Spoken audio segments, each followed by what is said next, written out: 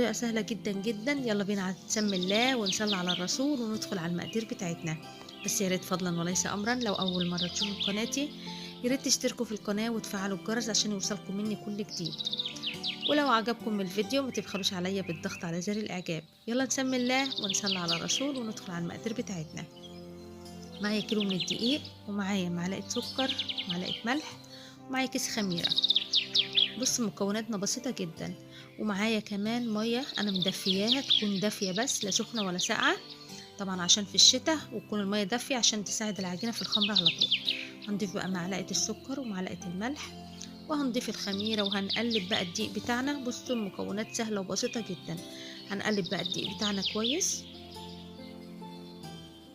تمام كده. هننزل بقى بالمية الدافية شوية بشوية كده.